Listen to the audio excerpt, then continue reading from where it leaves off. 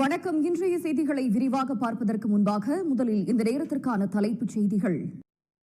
கரூர் கூட்ட நெரிசலில் உயிரிழந்தவர்களின் குடும்பத்தினருக்கு அரசு பணி வழங்குவதற்கு எதிர்ப்பு வலுத்திருக்கிறது.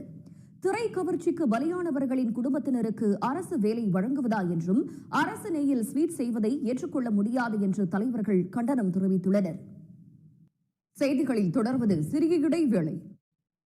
தமிழக வெற்றிக் கழகம் ஆட்சி அமைத்து 59 நாட்களுக்குள் தினசரி 3 பாலியல் வன்கொடுமை சம்பவங்கள் நடப்பதாக பாஜக மாநில தலைவர் நயினார் நாகேந்திரன் குற்றம் சாட்டியிருக்கிறார்.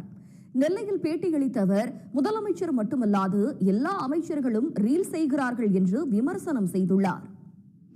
வேளாண் பயிர்க்கடனை முழுமையாக தள்ளுபடி செய்யாத தாவேக அரசிற்கு எதிர்ப்பு தெரிவித்து தமிழ்நாட்டின் பல்வேறு பகுதிகளில் விவசாயிகள் ஆர்ப்பாட்டத்தில் ஈடுபட்டனர். செய்திகளில் தொடர்வது சிறிய இடைவேளை.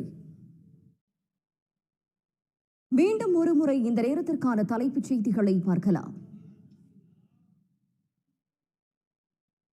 திமுக ஆட்சியில் செயல்படுத்தப்பட்டு பெண்களிடம் வரவேற்பை பெற்ற மகளிர் விடியல் பயண திட்டத்தின் பெயரை தாவேக அரசு மாற்றியதற்கு எதிர்ப்பு கிளம்பியிருக்கிறது. மதுரை மாவட்டம் மேலூர் அருகே செயல்பட்டு வரும் கல்குவாரியால் காணாபுத்தூர் கிராம மக்கள் பல்வேறு இன்னல்களை சந்தித்து வருகின்றனர். கல்குவாரியின் செயல்பாடுகளால் தண்ணீருக்கு கடும் தட்டுப்பாடு ஏற்பட்டிருப்பதாக கிராம மக்கள் குற்றம் சாட்டுகின்றனர்.